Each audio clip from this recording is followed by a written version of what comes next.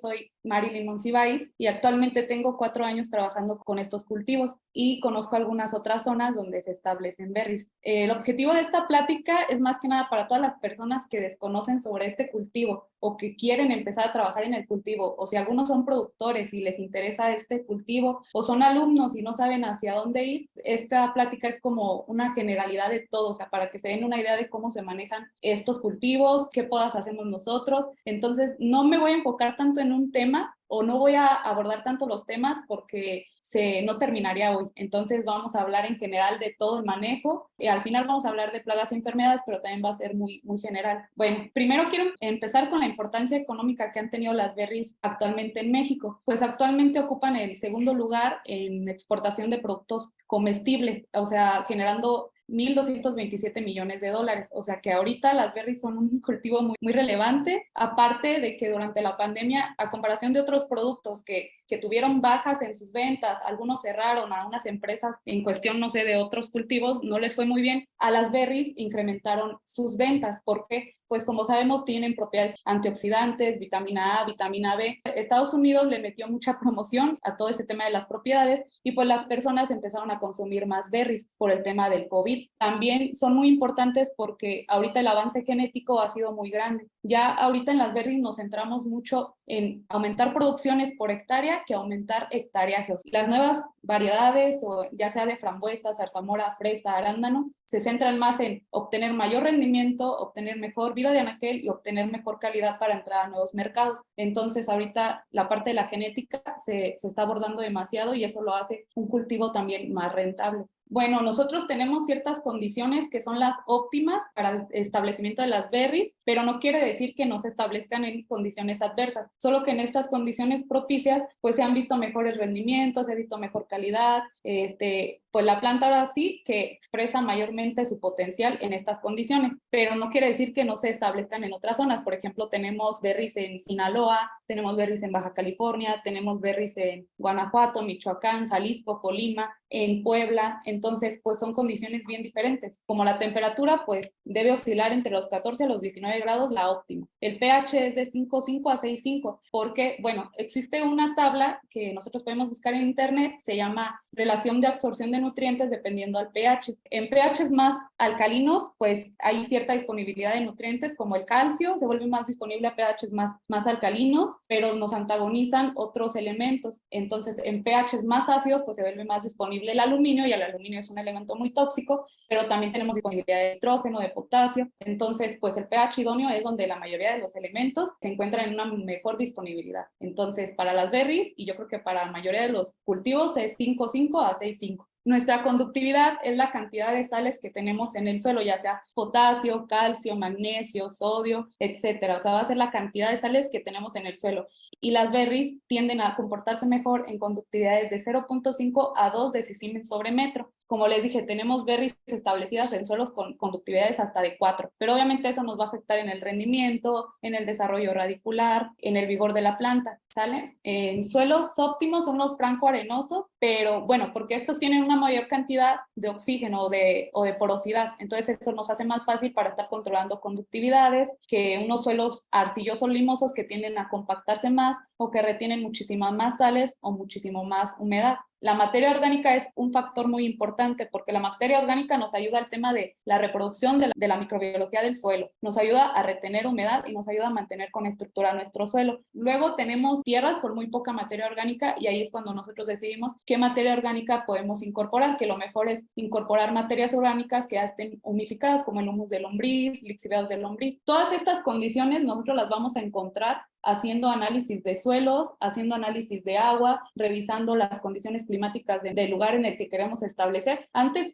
de que ustedes digan, ¿saben qué? Ya quiero establecer este cultivo, nosotros tenemos que revisar todas estas condiciones para saber, por ejemplo, en el suelo tenemos que hacer análisis de fertilidad y nos van a decir todo, el pH, conductividad eléctrica, tipo de suelo que tenemos, cuánta materia orgánica tenemos, qué cantidad de nutrientes tenemos en el suelo, cómo está nuestro porcentaje de saturación de bases, si está equilibrado, si vamos a necesitar realizar una enmienda, adicionan materia orgánica. Todo eso se hace con análisis y con fórmulas que ahorita no voy a abordar, pero se los comento para que lo tengan en cuenta. Y pues bueno, ya teniendo todo eso, pues nosotros podemos hacer una buena enmienda y podemos saber, ¿sabes qué? Esta berry sí se va a poder establecer aquí, o a lo mejor vamos a tener un poco de complicaciones en esto, pero no nos va a impedir tener una producción. Quise poner esto que es la clasificación taxonómica, ya tanto zarzamora como frambuesa pertenecen a la misma familia, que es la familia de la rosácea, su familia Rosoidea, y al mismo género que es Rubus, nada más que lo que cambia es la especie, tanto en zarzamora como en frambuesa, y aunque sean de la misma familia, la morfología es muy diferente. La zarzamora es más bien parecida a un rosal que la frambuesa. Tenemos otra clasificación que es por comportamiento. Esto es muy importante saberlo porque ahorita vamos a ver toda la etapa fenológica y ahí es donde nos vamos a dar cuenta por qué las separan en estos tipos de clasificación. Tenemos la clasificación que son variedades no remontantes o floricañas y variedades remontantes o primocañas, ¿sale? Entonces, en las primeras, que son variedades no remontantes o floricañas, solo se obtiene un flujo de producción después del primer año del ciclo de vida del cultivo. O sea, te vamos a tener, por ejemplo, en la zarzamora, tarda 9 meses en producir y hasta los 9 meses nosotros tenemos una producción, ¿sale? La siguiente clasificación son las variedades remontantes o primocañas, que en este caso es la mayoría de las frambuesas, y no es que todas las frambuesas que se establecen en México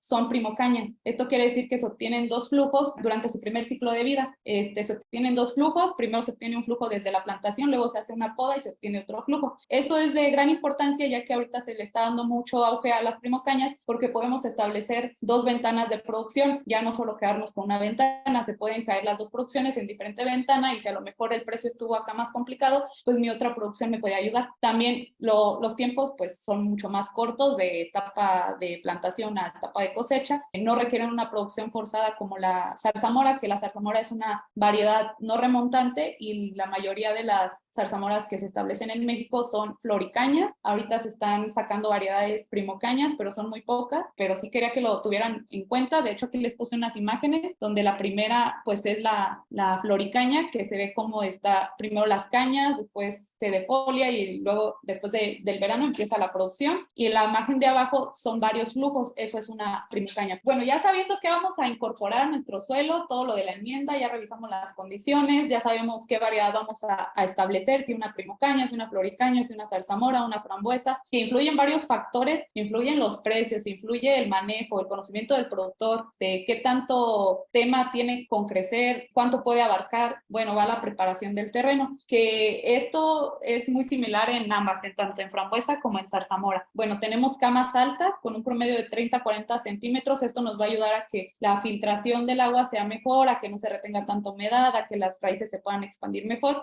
con grosores de 50 centímetros más o menos de anchura de camas. Los largos de los surcos son de 50 a 60 metros y la distancia entre surcos son de 2.2 a 2.4 metros. Las berries, las hectáreas se sectorizan, casi siempre son en llaves o acres de 0.5 hectáreas. Esto hace más fácil los riegos por las presiones, o sea, no es igual regar un surco de 100 metros a regar un surco de 50 metros. También hace más fácil el tema de las aplicaciones foliares y el tema del monitoreo y de la cosecha. Entonces, la mayoría de los campos en berries están sectorizados por llaves y cada llave tiene su sistema de riego. Aparte que cuando los productores dicen, ¿sabes qué? Necesito que una producción me salga en mayo y la otra me salga en junio. Entonces, es más fácil dividir fertilizaciones y llevar un manejo en una llave y otro manejo en otra que tener las dos llaves pegadas. En zarzamora no es obligatorio utilizar la infraestructura, pero te da un plus cuando tienes detalles de lluvias. Pero en la frambuesa sí, porque la frambuesa del fruto es muchísimo más susceptible a quemadura por sol y el fruto se vuelve de mala calidad y ya no es aceptable. Entonces, para esto les puse unas especificaciones que son el túnel, el arco, estaca doble cruceta, aproximadamente de estaca son como 460 por hectárea, con doble cruceta,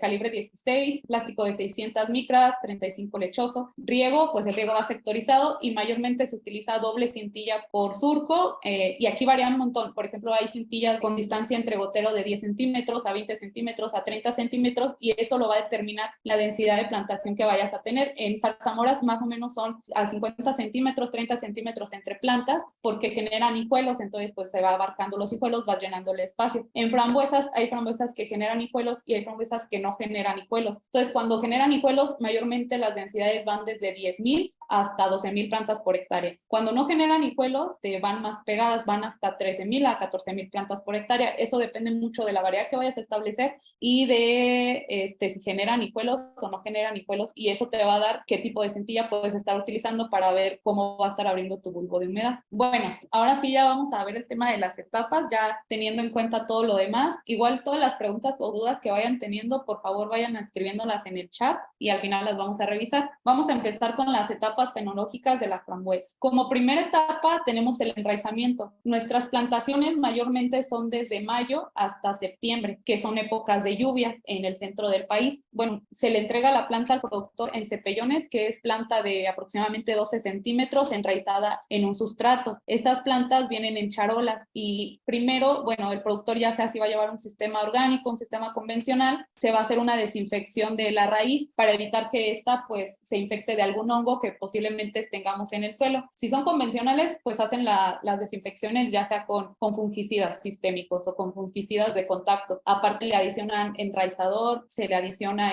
microbiología cuando son productores orgánicos que no pueden meter ciertos productos químicos, entonces pues hacen la inmersión en microbiología y también se adicionan enraizadores, microelementos. Eso se hace antes de la plantación. O hay productores que lo realizan en drench, que son aplicaciones directamente sobre la raíz de la planta ya establecida. Y bueno, la primera etapa es el enraizamiento ya establecida o plantada la planta. Esta etapa dura de 3 a 4 semanas y esta etapa es muy importante porque en este periodo la planta se va a adaptar al medio en el que nosotros la estemos plantando. Ahí es cuando va a romper el cepellón, las raíces van a empezar a explorar, las raíces de enclaje pues se van a empezar a sostener, van a empezar a buscar agua, nutrientes, se va a empezar a adaptar la planta al medio en el que se le está incorporando. La raíz es uno de los órganos muy importantes en la planta para la absorción de nutrientes y de agua. Entonces nuestra raíz siempre debe estar sana y nuestro medio siempre debe tener las condiciones para que esté sana.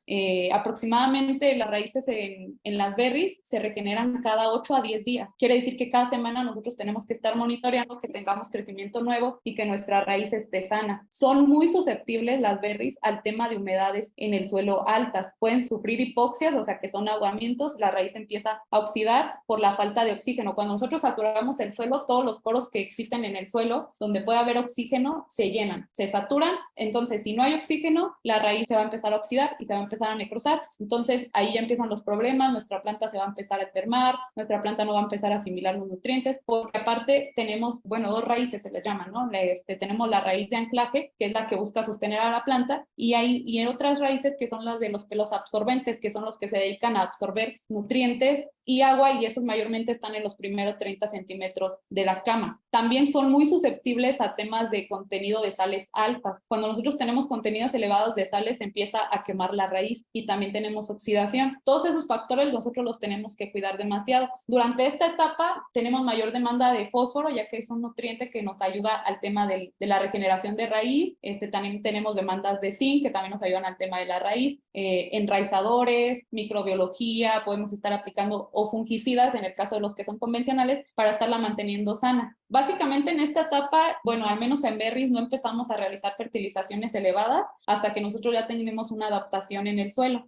Aproximadamente se riegan 100 metros cúbicos a la semana, es lo que más o menos se está regando en campo en esta etapa. Y después tenemos la etapa de crecimiento vegetativo, que va aunado a la de enraizamiento, ya que pues ahí también tenemos crecimiento vegetativo, pero la planta le dedica más tiempo a la raíz. Y ya después empezamos con el crecimiento vegetativo después de esas 3 o 4 semanas, y esta etapa dura aproximadamente 2.5 a 3 meses. Depende mucho de la variedades que son mucho más precoces y su crecimiento vegetativo es mucho más rápido. Durante esta parte o durante esta etapa, la planta le va a dar más importancia a crear un seto, o sea, a crecer, a crear follaje, a crear tallos gruesos, altos. Entonces las demandas de nitrógeno y calcio en esta etapa son muy importantes, ya que el nitrógeno es nuestro elemento principal que interviene en el crecimiento vegetal, tanto de tallos como de hojas. No quiere decir que aquí ya el enraizamiento ya no es importante. De hecho, el enraizamiento va a ser importante hasta que nosotros tengamos nuestra finalización de cosecha. Nada más que en esta parte la planta ya se está dedicando a hacer otros temas de su cuerpo, o sea, ya empieza a reventar yemas, ya empieza a hacer laterales. En el caso de las variedades, por ejemplo, Adelita en frambuesa es una variedad que produce hijuelos, entonces más o menos al finalizar la etapa o 2 meses empiezan a brotar hijuelos a lo que es alrededor de la planta. Los hijuelos brotan desde la raíz. Los que brotan desde la corona o desde la caña se les llama basales o laterales. Los hijuelos salen directamente de raíces adventicias de la planta. Igual, nosotros tenemos que mantener nuestras camas con una buena humedad, ya que pues vamos a estar cuidando también el tema de la humedad para que nuestra planta pueda crecer bien.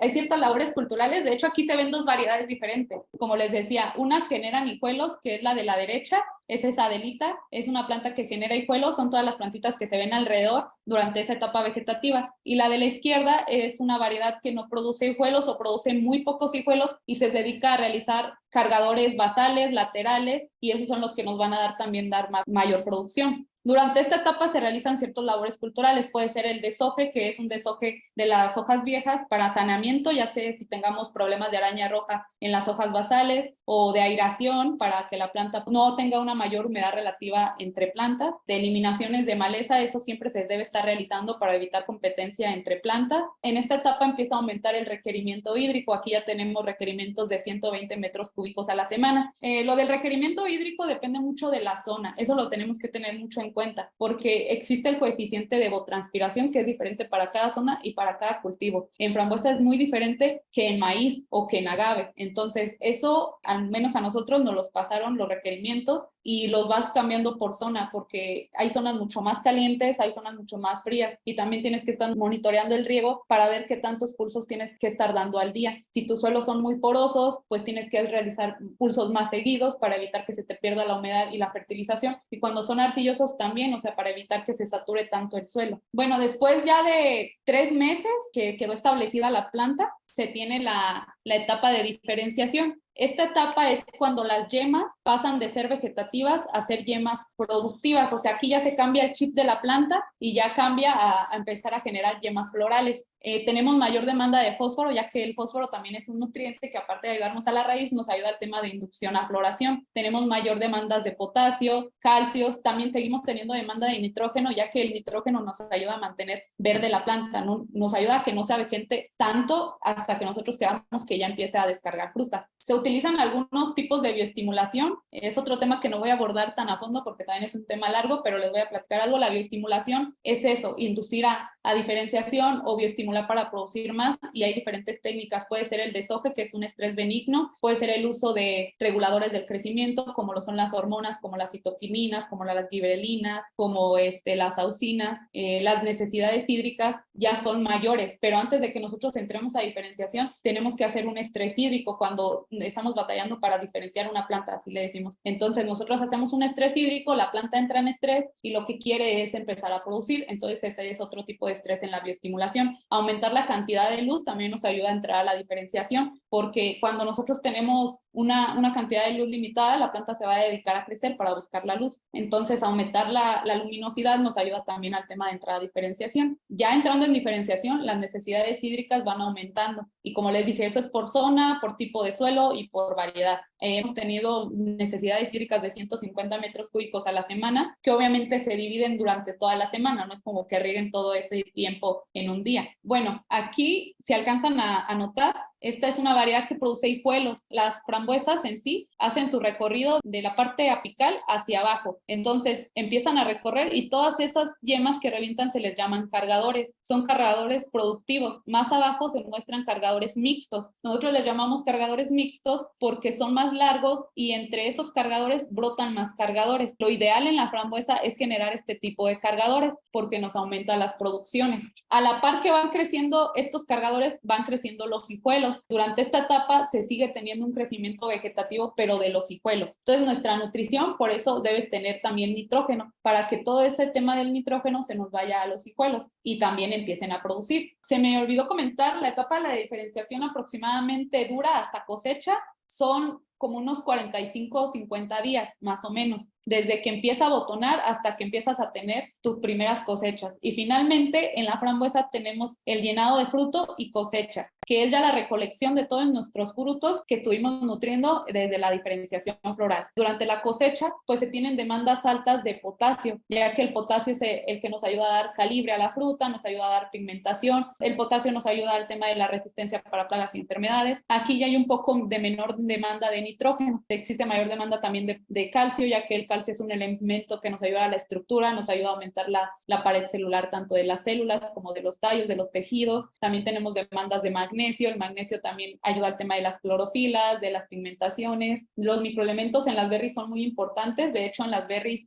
aunque se adicionan en baja cantidad, las deficiencias de microelementos son muy marcadas, eso lo tenemos que tener en cuenta. El periodo que dura la cosecha aproximadamente son de 8 a 12 semanas, pero en promedio son 10 semanas, aproximadamente son que 2.5 meses de lo que duras cortando. Los picos de producción los empiezas a ver hasta la tercera semana de producción, empiezan los picos y luego empieza a bajar. Ahorita vamos a ver otras partes que ya son las podas y las plagas y las enfermedades, te las voy a mencionar hasta el final, ¿sale? Durante la cosecha, pues siempre tenemos que mantener limpia de malezas la planta, tenemos que seguir aireando con deshojes la planta. Mayormente las plantas quedan de una altura de 1.5 metros. La altura casi siempre la decide el productor. O sea, hay productores que dicen, ¿sabes qué? Mi planta tiene 2 meses, pero yo todavía la veo muy pequeña, entonces me voy a dedicar a darle otras 2 semanas de crecimiento vegetativo, todavía no la voy a estimular a diferenciación y quiero que me crezca un poquito más. O hay productores que dicen, ¿sabes qué? A mí ya se me hace muy grande la planta, yo creo que ya la voy a frenar ahí porque se me dificulta mucho la cosecha, las personas no alcanzan la fruta, las aplicaciones foliares se vuelven más difíciles, te gastas muchísima más agua para aplicaciones foliares. Casi siempre la altura la decide el productor, pero nosotros,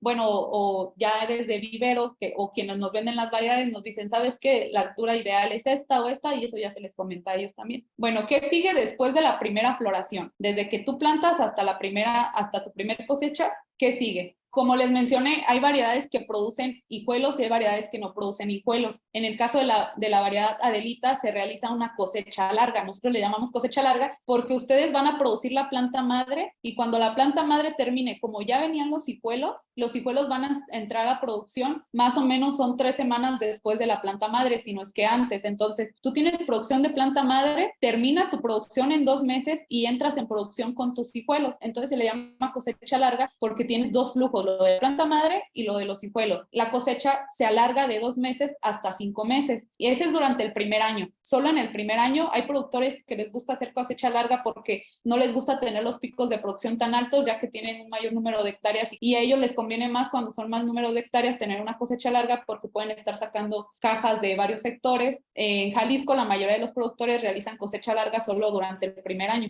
Después de la cosecha larga, ya que pasaron esos 5 meses de cosecha, se hace un tercer flujo durante el primer año. Esta poda se realiza a 80-90 centímetros de altura, o sea, se elimina toda la parte de arriba. Cuando nosotros, aquí ya se hace como un tipo producción forzada, porque aquí ya la estamos forzando a hacer otra vez producción. En esta parte ya la forzamos a producir en media caña. Nosotros las podamos de 80 a 90 centímetros, como en la primera imagen de la izquierda. En la siguiente imagen son las yemas que se van a activar. Cuando nosotros podamos, siempre lo hacemos, pueden ser con tijeras que queden a las mismas alturas. Se hace un estrés hídrico. También no se le quita por completo el agua, pero se hace un estrés hídrico para ayudar a la brotación. También se hace una concentración de azúcares. Antes de podar, nosotros usamos boros molibdenos, usamos potasios, usamos translocador de nutrientes para ayudar a que todos los azúcares que se quedaron en la parte apical de la planta bajen hacia la raíz. Entonces, cuando nosotros tengamos la poda de media caña, podamos tener una buena brotación. Ya teniendo la poda, nosotros vamos a desinfectar y vamos a sellar ese corte. Si no lo sellamos, pueden entrar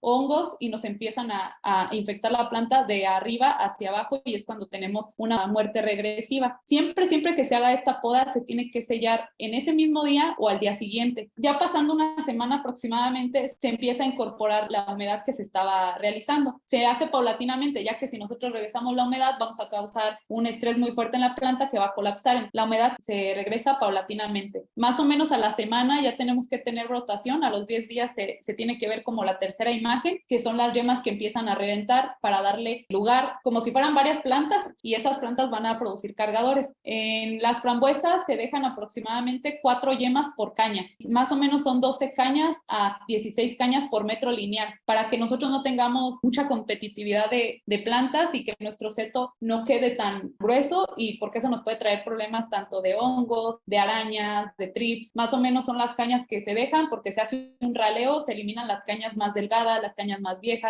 Al hacer esa selección, pues ya tenemos una mejor brotación. En las zarzamoras y en las frambuesas se hacen estimulaciones con hormonas o con reguladores del crecimiento. En este caso, ahorita ya está muy restringido el uso del TDZ, del 6-VAP, pero son hormonas que nos ayudan al tema de la brotación. Se pueden utilizar también las giberelinas, en este caso el más conocido es el AG3, el ProYib, el BioYib. Todas esas hormonas se pueden utilizar para estar estimulando la caña y estimular la brotación. Cuando nosotros ya tengamos esta brotación, pues empieza otra vez la etapa vegetativa de las yemitas. Nuestra poda media caña más o menos dura 2.5 a 3 meses. Nuestro primer mes va a ser de crecimiento vegetativo, aunque en ese mes tenemos que engrosar las yemas, engrosar cargadores, tenemos que hacer que las plantas crezcan. Por eso se hace a unos 90 centímetros, porque todavía tenemos que crecer la planta y que no quede tan alta. Después, pasando ese mes, ya empieza la activación a la diferenciación. Por eso es más corta que una poda a piso. Después del primer mes empieza la estimulación a diferenciación y no se alcanza a ver en la última imagen, pero esa ya está con formación de botones y frutos. Ya esto ya es un mes y medio, más o menos, lo que tarda hasta cosecha. Aquí podemos obtener como el 40 o el 30% de la producción total de nuestra frambuesa. El otro 60% más o menos lo obtienes de la planta madre y de los hijuelos. Este último flujo nos da ese 30-40% de cosecha. Y después de esta poda, que ya es donde termina el primer ciclo del cultivo, se hace una poda para regenerar cañas y para formar nuevos setos, y esta es la poda a piso. Para eso nosotros volvemos a hacer un estrés hídrico para que la planta reviente hijuelos, reviente raíz, empiecen a brotar los hijuelos. También se usan a veces reguladores del crecimiento, se usan algunos productos que nos ayudan a brotar la raíz. En la primera imagen se ve cómo está la poda a piso, es completamente al ras. Cuando nosotros hacemos la poda, muy abajo estimulamos a la raíz a que empieza a brotar hijuelos. Entonces, en la tercera imagen, pues ya se ve toda la cama llena. Aquí ya no se hace una cosecha larga, porque ya todas esas plantas van a entrar en producción al mismo tiempo, como se ve en la última imagen. Entonces, aquí ya vamos a tener una concentración de fruta y con un cierto pico de producción. Aquí ya no es muy conveniente realizar la cosecha larga ni la poda selectiva, que a veces van sacando hijuelos, pero no, la mayoría de los productores van raleando todos los hijuelos. Ralear es quitar, entonces van quitando todos los hijuelos para que no tengan problemas de humedades, no tengan problemas de hongos, de plagas, y que haya mejor aireación en las camas. Entonces, pues se tiene ya una producción concentrada. Se me olvidó comentar algo al inicio, que es que cuando las plantas van creciendo, se tienen que ir haciendo los tutores. El tutor es donde se va a sostener la planta. Aunque son plantas erectas, cuando empiezan a producir, se van doblando. Entonces, mayormente el tutor en la frambuesa es en V. Aquí se ven dos otates, que son estos de la tercera imagen. Cuando empieza la parte vegetativa, no se colocan hasta que la planta alcanza más o menos 70 centímetros de altura. Estos otates se abren en V y las plantas se ingresan a ese tutor.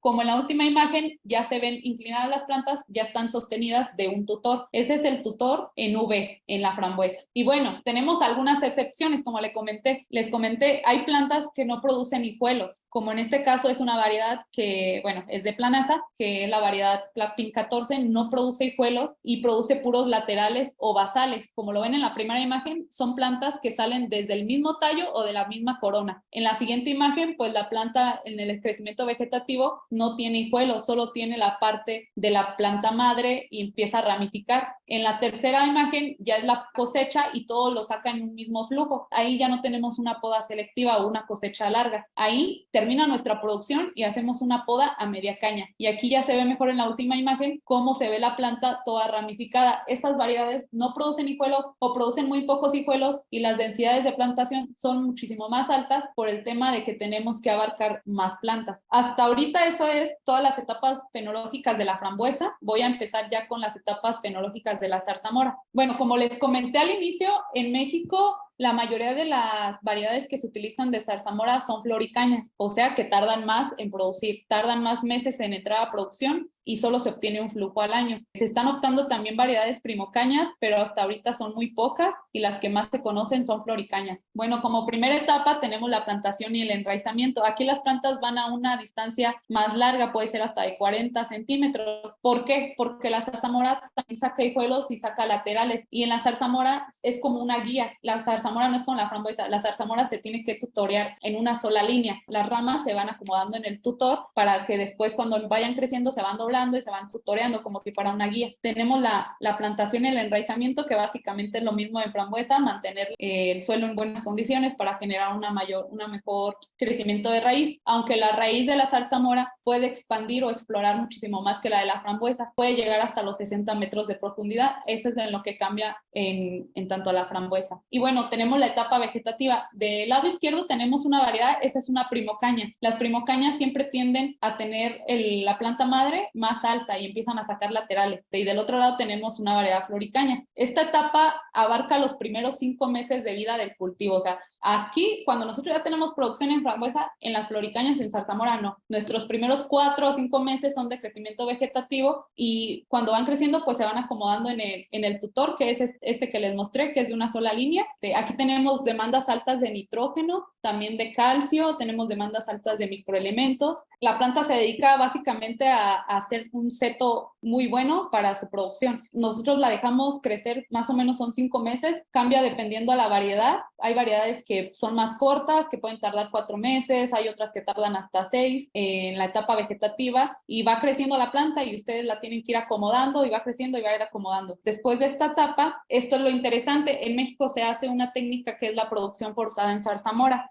La producción, si nosotros dejáramos la zarzamora así, pues no nos va a producir hasta que ella acumule la cantidad de horas frío que requiere, o hasta que ella empiece a ver que tiene que estar produciendo. Entonces, si nosotros la dejáramos producir sola, pues nos tardaríamos más de un año en entrar a producción. Se realizó esa técnica que es la producción forzada para cortar esos tiempos, para hacerle creer a la planta que ya está pasando por sus etapas de dormancia, por sus etapas de otoño, por sus etapas de primavera, y se le hace creer eso a la planta para forzarla a producir cuando nosotros queramos que entre a producir. ¿Cómo es esta técnica? Cuando ya terminamos nuestro crecimiento vegetativo, se hace, en la zarzamora se le llama sazonamiento o maduramiento de cañas, que se realiza con etileno, etefón en este caso, o con cobres. El punto es estresar a la planta para que las yemas también cambien su chip de vegetativas a productivas. En esta etapa más o menos se realizan 4 sazonadas antes de la defoliación. Se realiza la sazonada y se hace un cuadre, o sea, se cortan todos los puntos de crecimiento apical de las cañas hasta dejar un seto de aproximadamente 1.5 metros más o menos. Todo se corta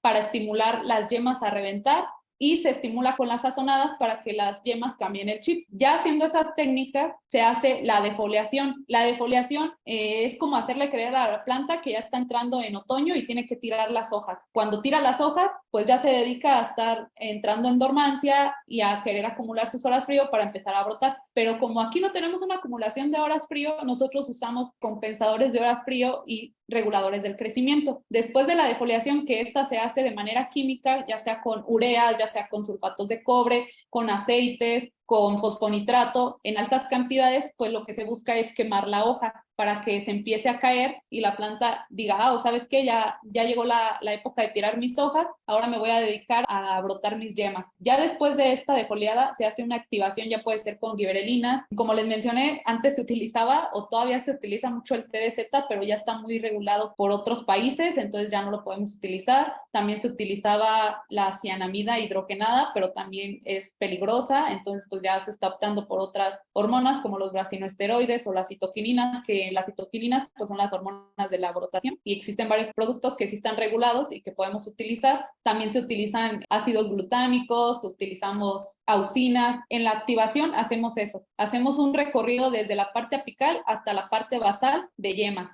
Y después de la brotación de las yemas, pues empieza el crecimiento de los cargadores, que es elongar todos esos cargadores que dio desde el ápice hasta la parte basal, hacerlos crecer para que después nosotros podamos obtener un recorrido de fruta mayor. En esta parte nos dedicamos a hacer crecer los cargadores, ya sea también con bases nitrogenadas. También aquí ya es importante empezar a adicionar potasios, calcios, engrosar esos cargadores y que podamos tener cargadores grandes, con fruta grande. Aproximadamente desde la defoliación hasta la cosecha son 3 meses. Si nosotros teníamos 5 meses de vegetativo más 3 meses, pues se hacen 8 meses, en lugar de esperarnos a que la planta produzca cuando ella quiera. El crecimiento de estas yemas abarca más o menos lo que es un mes, y después ya empezamos a hacer lo de la diferenciación floral, que es el recorrido de los cargadores hacia la parte donde están brotando. En esta etapa aproximadamente dura 2.5 meses hasta cosecha. Aquí ya se da la formación de cargadores de fruta, de botones. Esta etapa es muy importante porque en esta etapa vamos a determinar qué tanta producción va a tener nuestro cultivo. Aquí también hacemos bioestimulación, ya sea con hormonas para alargar estos cargadores, para alargar fruta, para obtener una mejor brotación. Seguimos con temas de nitrógeno para que no se nos avejenten estos cargadores. Ya también estamos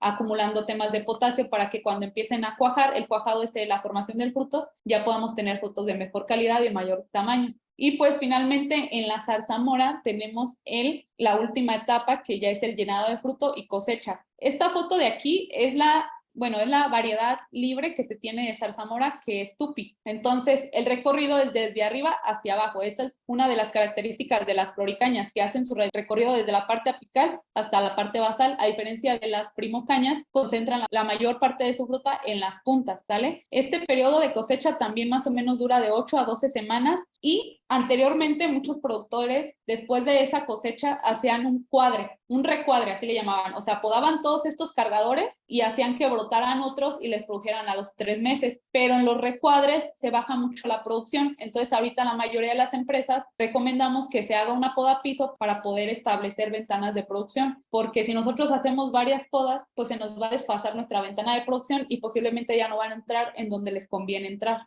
Bueno, hasta aquí están las etapas.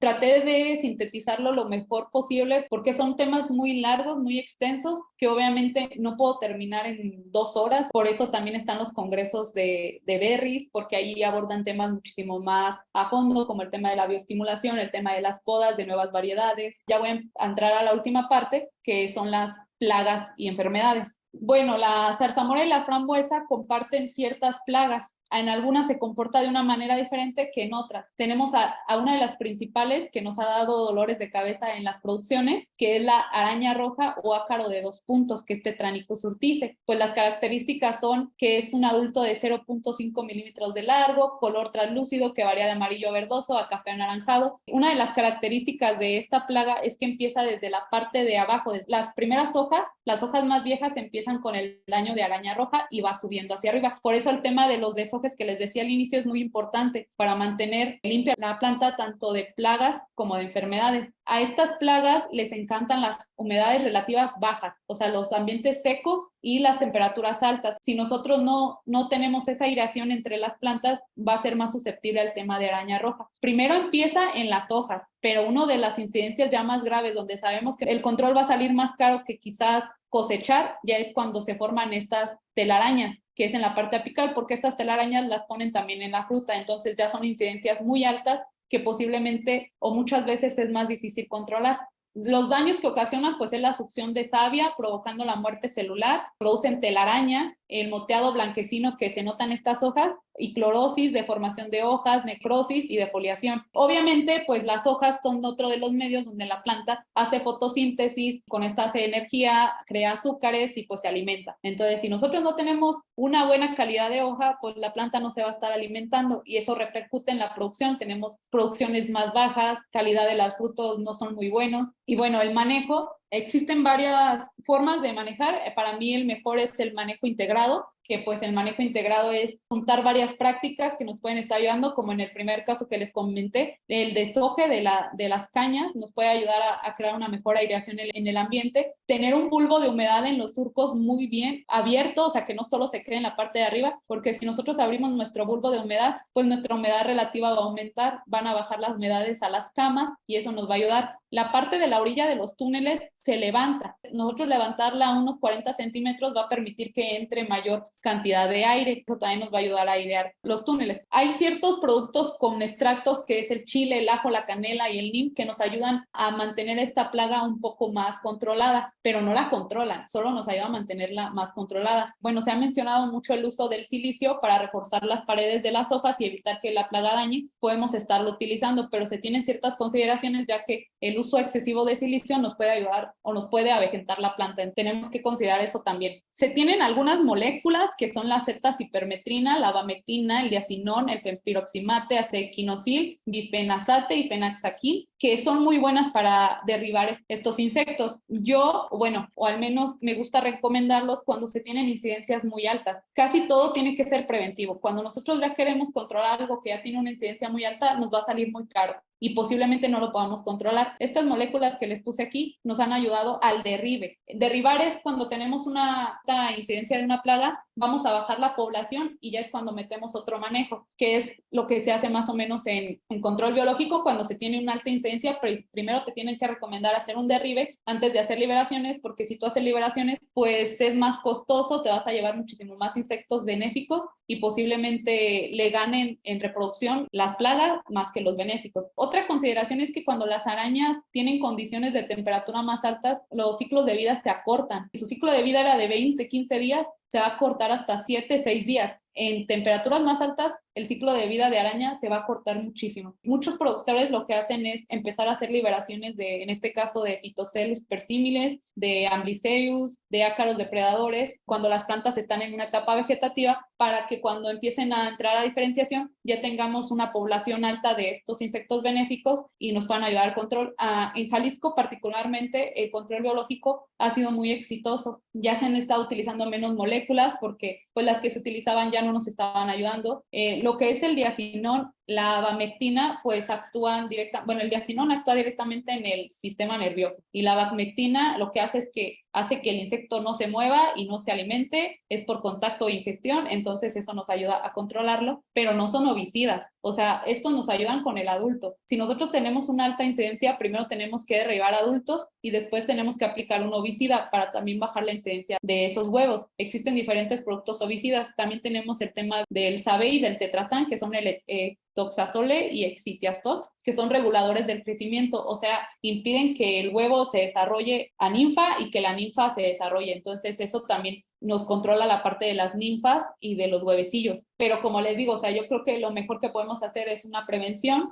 Nos ha funcionado bastante el tema del control biológico, que si nosotros aplicamos las moléculas de arriba y queremos aplicar un control biológico, tenemos que esperar ciertos días para que la molécula sea degradada y no nos cause una mortandad en nuestros insectos biológicos. Cuando nosotros aplicamos Z-cipermetrina, tenemos que esperar más o menos 2 meses en que se libera la molécula para poder hacer liberaciones. Si ustedes van a entrar a una agrícola, si ustedes van a dedicarse a asesorar productores, si ustedes van a ser productores, tengan mucho en cuenta que si ustedes quieren llevar un manejo con control biológico, tienen que saber qué productos están aplicando y con qué son compatibles esos insectos y con qué no, porque cuando ustedes quieren meter biológico y se aplicaron un Mustang, tienen que esperar 2 meses y a lo mejor en 2 meses ya no van a tener cosecha. En todo esto lo tienen que evaluar para que tampoco estén gastando tanto sin saber qué van a estar aplicando, ¿sale? Bueno, tenemos otro ácaro que al menos en zarzamora se convirtió en un problema grande y en frambuesa no se había notado tanto. Hasta ahorita, este año que ha sido un año muy seco, se empezó a expresar ciertas plagas, pero al ácaro le gusta muchísimo más el tema de lluvias. El año pasado tuvimos un problema muy grande en ácaro blanco con zarzamora. ¿Qué lo hace tan difícil? Es un insecto muy pequeño, o sea, es muy pequeño. Se puede esconder entre las yemas, se encuentra en el en vez de la hoja. Una de las características del ácaro blanco es que el macho carga a la hembra. Como la va cargando, van poniendo huevos en diferentes partes de las hojas. Pues tenemos productos que no le hacían nada al ácaro blanco. Hubo un producto que es un producto ya muy viejo, que de hecho se puede elaborar en casa y se estuvo utilizando y fue el que mejor nos resultó porque de hecho hicimos varios manejos con varios productos y fue el caldo sulfocálcico. Este caldo se puede realizar en el campo, entonces pues es una combinación de cal y azufre. Se tienen que calentar, se calientan en un tambo grande, aquí se los puse, aquí se los coloqué, se coloca en un tambo a fuego y así se va realizando, se aplica cal agrícola y se aplica azufre. azufre. Ese es el producto que mayormente nos ayudó en zarzamora. En frambuesa no tanto, porque la frambuesa tiene una hoja muchísimo más delicada que la zarzamora. La zarzamora, la hoja es mucho más gruesa y más cerosa, entonces no nos quemaba el producto, pero sí nos ayuda a controlar demasiado. Una de las características de este ácaro es que se ataca primero las partes apicales de la planta, lo más tierno. Nosotros vamos a ver el control cuando ya tengamos el crecimiento vegetativo sano, o sea, de aquí va a empezar a crecer ya sano, y ahí nos vamos a dar cuenta si ya se hizo un control, porque todo el daño se va a quedar aquí, en la parte de abajo.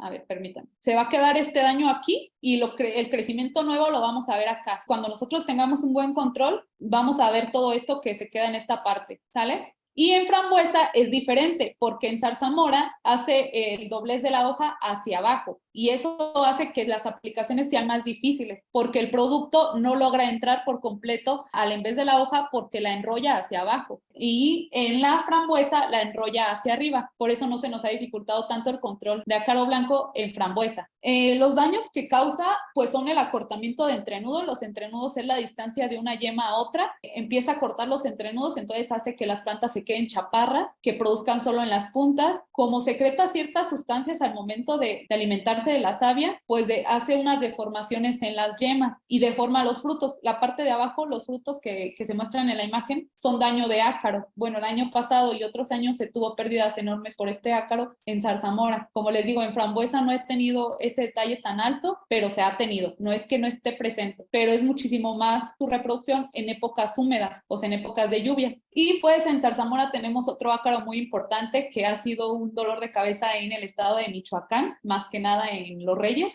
que es el ácaro del berry rojo. Y este también es un problemón, es muy difícil el control. Se tiene que controlar tanto el ácaro blanco como el red berry mite, que es el Acalytus sesigue, desde la defoliación o desde la poda, porque son ácaros. Bueno, en el caso de Acalytus sesigue es un ácaro microscópico, o sea, este literalmente no se ve ni con lupa. Para saber qué tenemos que estar mandando a hacer análisis de las yemas para saber cómo está nuestra incidencia o si tenemos presencia o no. El caldo sulfocálcico también nos ha estado ayudando bastante para el control del ácaro del berry rojo, que es el red berry mite. Daño más característico que causa puede ser la fundición o la necrosis de las yemas de los botones y la falta de pigmentación en los frutos. El fruto ya no pigmenta, se queda rojo de la parte de arriba. En Michoacán, bueno, se le llamaba cola de chango, porque hay algunos monos, en este caso, que tienen pues la cola de este color, y pues así se le llamaba vulgarmente a este fenómeno en la zarzamora, que es cola de chango o daño por ácaro de la berry roja. El control es muy difícil, por eso les comento que se tiene que realizar cuando nosotros hacemos las defoliaciones en zarzamora. Desde ese momento tenemos que hacer una aplicación ya sea de un producto con aceite, que también otro producto que se ha visto que nos ha ayudado bastante es el aceite parafínico, que pues ese básicamente sí penetra en toda la yema, entonces nos puede ayudar para esa plaga. También el uso de ciertas moléculas, que es la Z-cipermetrina, el diacinón, pues son de derribe, como les comenté. Lo ideal sería que fuera preventivo. Estas moléculas no se deben utilizar hasta que nosotros tengamos una incidencia baja. Cuando nosotros las usamos en incidencias altas, sí sirven, pero pues va a ser un gasto más grande. Entonces, lo ideal sería que siempre tengamos que estar haciendo prevenciones, estar monitoreando, estar mandando análisis, estar revisando. Mucho más si tienen zarzamora, estar revisando el tema del ácaro de la berry roja, porque ese no lo pueden ver ni con lupa. Bueno, otro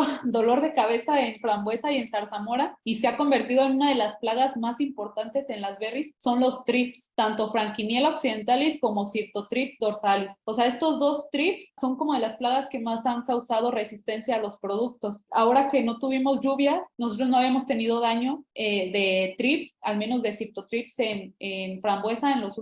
El año pasado se tuvo, pero fue muy poco. Pero como ahora los ambientes estuvieron muy secos, tuvimos mucho daño de Cirtothrips y de Franquiniella occidentalis. ¿Qué hacen estos thrips? Bueno, Franquiniella occidentalis se centra mucho en las flores. Entonces, como se centra mucho en las flores, produce deformación de frutos, y para eso tenemos que hacer un manejo integrado. Tenemos que colocar las trampas, que se ha descubierto que, bueno, se hizo análisis y ciertos estudios donde las trampas azules dan mejores resultados para el tema del monitoreo del thrips. Ese color es el que más los atrajo, más que las amarillas. El Franquiniella occidentalis se centra mucho en las flores y deforma los frutos y los raspa. O sea, no es como que los raspe con la parte bucal, más bien tienen una parte como en el abdomen, que cuando van caminando pues lo van raspando, y eso hace que ingresen ciertos hongos, y pues esa fruta ya no es de buena calidad, se tiene que tirar y no se puede exportar. El umbral económico del thrips son aproximadamente 2 tris por flor, o sea, es muy bajito. Su control se vuelve muy caro cuando no hacemos este control preventivo. Sirtotrip se centra mucho en las yemas. Este daño es por Sirtotrip dorsalis. Entonces va raspando y va haciendo que los entrenudos, igual que el ácaro blanco, queden muy cortos. Como va raspando, esto se va necrosando y esos daños pueden permitir la entrada a ciertos hongos y también se causa una necrosis de la yema. Puede que nuestra planta se quede chaparra porque los entrenudos se quedaron muy cortos y aparte que tenga un recorrido de cargadores muy nulo. O sea, si nosotros tenemos aproximadamente de 12 a 14 cargadores en la frambuesa, se baja hasta 5 cargadores. Es una plaga muy difícil de controlar. Se han hecho muchas aplicaciones de productos químicos y no se ha logrado controlar. Lo mejor es hacer un manejo integrado, que es la prevención con trampas. Se tienen que mantener aireadas las plantas. También es como la araña roja, le encanta la humedad relativa baja y los ambientes muy secos. Se tiene que estar monitoreando desde etapa vegetativa. Hay ciertas moléculas que nos han ayudado, como el tema del acetamiprid, que es el llamado rescate, pero el rescate aleja abejas. Cuando nosotros tenemos ya este año, antes de la diferenciación, un mes antes de la diferenciación o 2 semanas antes de la diferenciación, hay ciertas moléculas como el acetamiprid que ya no podemos utilizar o el imidacloprid. ¿Por qué? Porque son neonicotinoides, creo,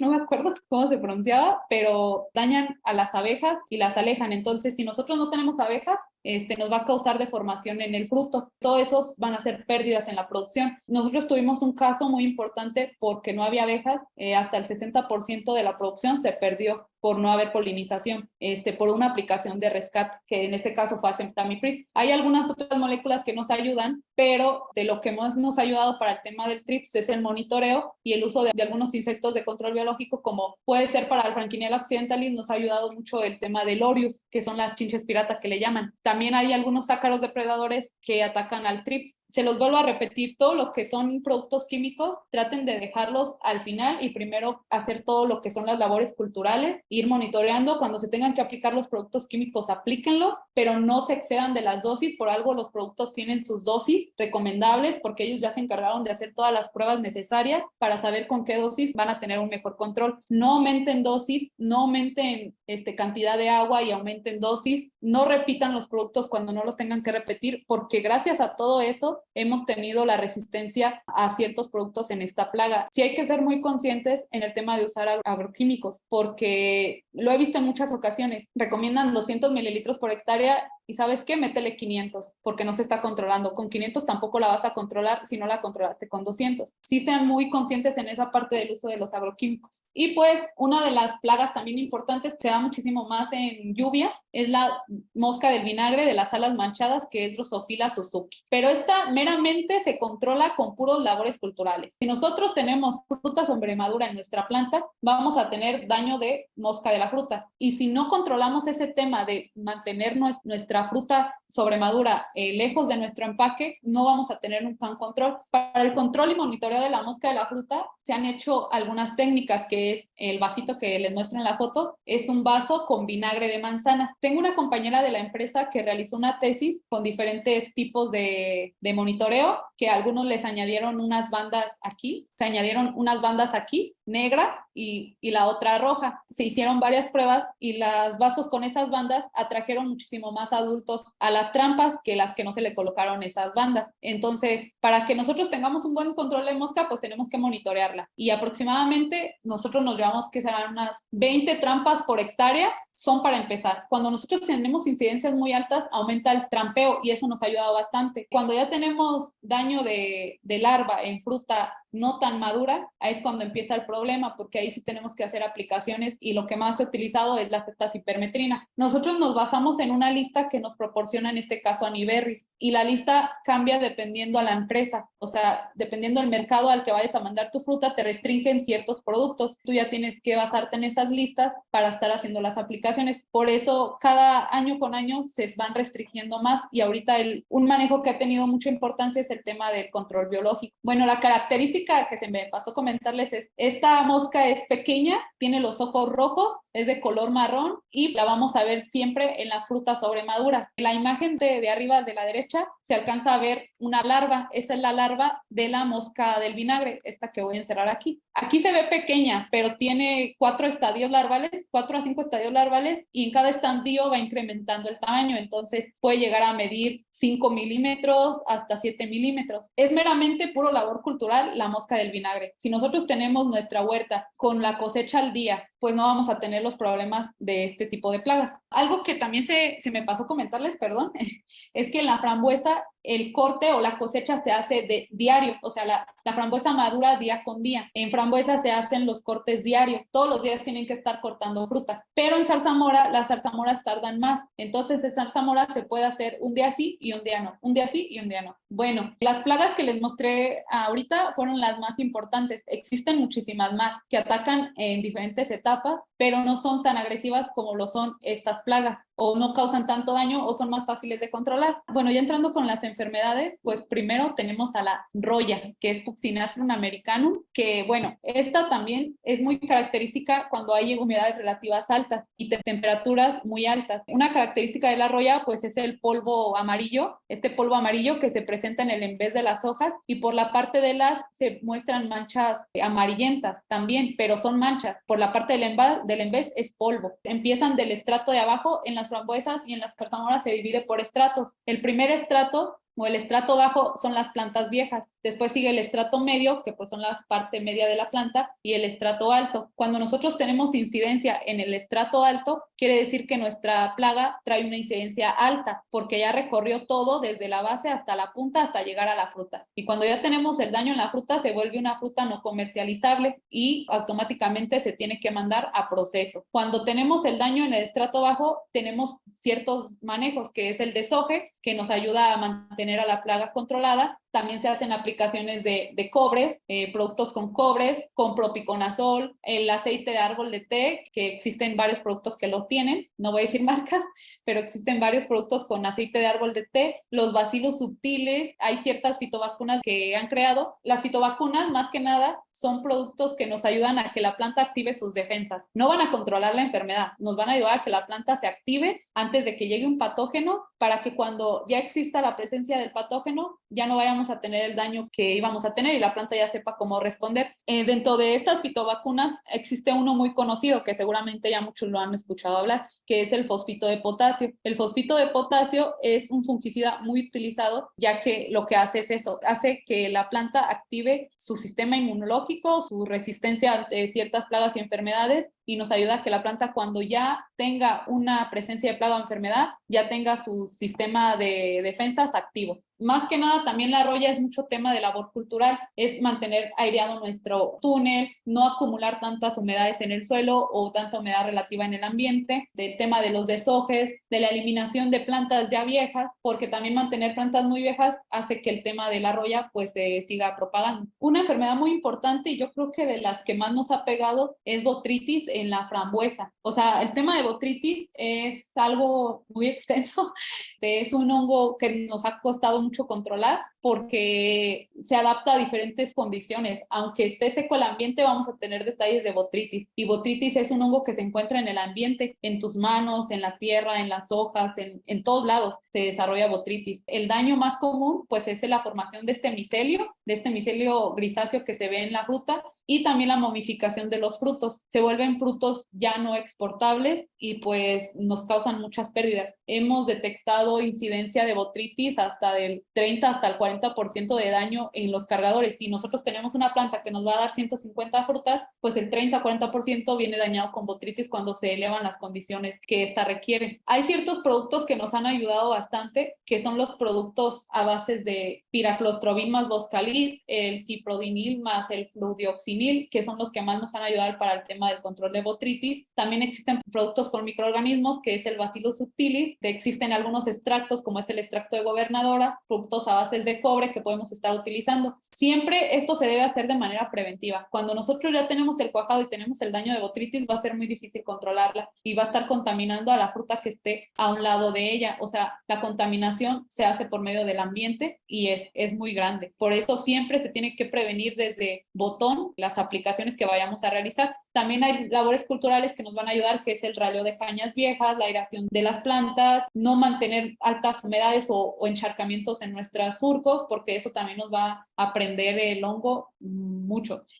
Hay una técnica que se realiza para trips, que lo hacen muchos productores, que cuando van a hacer una aplicación de un producto le añaden melaza o vainilla, que pues son sacarosa, ¿no? Pues el azúcar, y si tú tienes una alta humedad, el azúcar es un alimento para los hongos. También consideren mucho ese tema. Sí se puede usar la vainilla, porque la vainilla es un sebo que nos ayuda a sacar a los trips de las yemas y de las flores. Es un sebo que disfraza también al producto que vamos a utilizar. Sí sirven, la melaza también sirve. También pueden utilizar extractos de ajo como sebo, pero tenemos que ver que no traigamos incidencia de hongos, porque si la traemos y tenemos un ambiente muy húmedo, lo único que vamos a hacer es, pues, terminar con el trips, pero prender el hongo, ¿saben? Entonces, sí hay que tener esas consideraciones. Siempre revisen todo, qué plagas tienen, qué condiciones tienen, qué productos pueden aplicar para que puedan hacer un buen manejo y no controlen uno, pero se les descontrole el otro. Entonces, que sus manejos abarquen varios puntos en este caso. Uno de los hongos más importantes en zarzamora es la Peronospora esparsa, que es el llamado mildiu. Este es un hongo que pues afecta también a nivel vascular a la planta, presenta estas manchas moradas que se muestran en la hoja, son como manchas moradas, púrpuras, por en vez de la hoja se ven también como un color blanquecino y las manchas. Muchas veces estas manchas las solemos confundir con que la planta se está vegetando y las dejamos de lado, pero el daño más grave es cuando ya llega a la producción, que se produce una momificación de frutos, o sea, se empieza a secar la fruta. Ya en esta etapa es muy difícil controlar la enfermedad. La única manera de controlar la peronóspora es revisar que no tengamos plantas infectadas cuando vayamos a plantar, hacer aplicaciones de fosfitos de potasio, que es el producto que les dije que ayudaba a la planta a activar sus defensas, es el que más se está utilizando, hacer aplicaciones, en este caso de cobres, de mantener camas altas, ya que la mayoría de las zarzamoras que se encuentran en Colima, pues muchas de las camas están al ras del suelo. Esto hace que más bien que no tengamos una buena filtración y que tengamos mucho encharcamiento. La peronóspora sí nos ha causado mucho detalle en la producción, nos ha causado pérdidas muy grandes. Traten de revisar estas manchas, que si las tienen sean por eso, manden a hacer análisis, si no están seguros manden a hacer análisis, porque puede que se esté vegetando, puede que sean por aplicaciones, pero también puede que sea peronóspora y el daño lo van a ver hasta que la planta esté en producción. Y por último, tenemos también a uno de los hongos más importantes en zarzamora, que de ahí están sacando todas las variedades más tolerantes.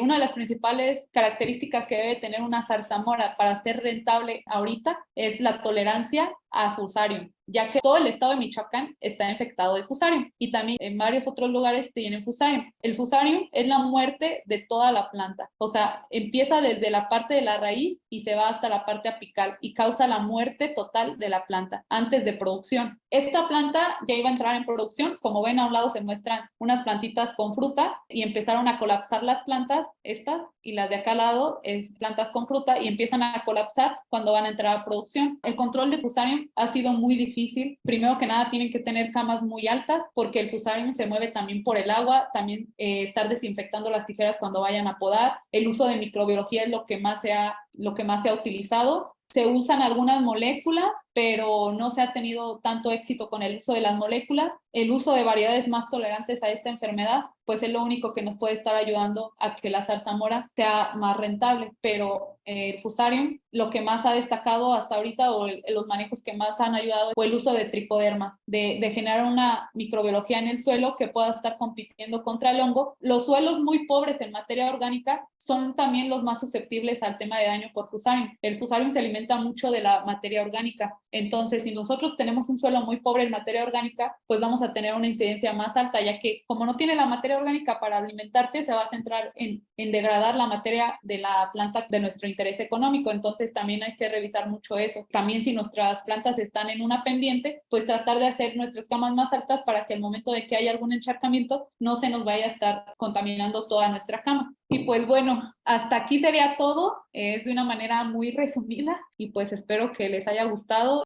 Gracias.